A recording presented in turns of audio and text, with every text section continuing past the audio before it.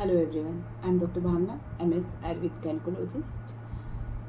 अभी present situation में आजकल अभी बहुत ज़्यादा पीसीओडी के जो केसेस बढ़ रहे हैं, उसमें एक रीज़न ये भी निकल के आ रहा है रिसर्च से कि जब पीरियड्स स्टार्ट होते हैं गर्ल्स में, मतलब जब मेनार्की अचीव होती है 13 या 14 ईयर एज के आसपास, या फिर कभी कभी अर्ली भी होती है, 2 ईयर लगते हैं जो साइकिल होती है उसे रेगुलेट होने में।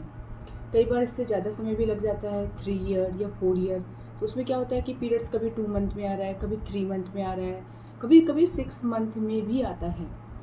तो उस केस में जो पेरेंट्स है, जो मदर है, उन्हें बच्चियों को गाइड करना है, उनको और ख़ुद को भी पेशेंस रखना है कि ये जो साइकिल है धीरे धीरे रेगुलेट होगी।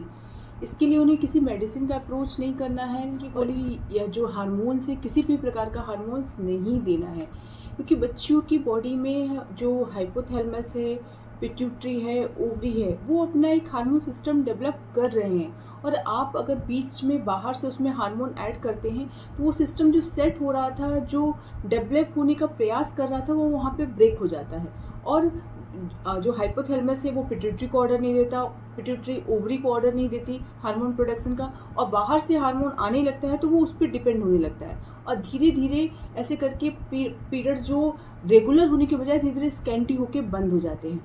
बच्ची अभी बहुत सारी बच्चियां मेरे पास आती हैं, अल्ट्रासाउंड कराती हूँ तो उसमें एंडोमेट्रियम की थिकनेस 1 mm तक रह जाती है।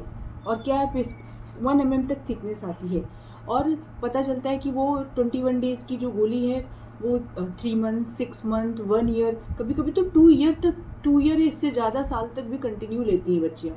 तो अगर पीरियड्स रेगुलर नहीं हैं तो केवल डाइट और लाइफस्टाइल को बेटर करें, प्रयास करें कि किसी भी तरह की दवा का यूज़ ना करें।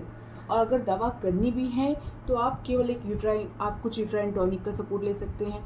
कुछ ऐसी चीज़ें जो नेचुरल हैं, जो हमारे बॉडी के हार्मोन सिस्टम को डिस्टर्ब ना करें, उन चीज़ों का यूज कर सकते हैं। किसी भी प्रकार का केमिकल का यूज करने से बचें, क्योंकि इसके यूज से एट लास्ट पीरियड्स तो चला ही जाता है, इंडोमेट्रियम की थिकनेस बिल्कुल ख़त्म हो जाती है, और बाद में आफ्टर मैरिज इनफर्टिलिटी को फेस करना पड़ता है, आईवीएफ कराना पड़ता है, और कई बार आईवीएफ भी सक्सेस नहीं हो पाता है इंडोमेट्रियम थिकनेस ना होने की वजह से।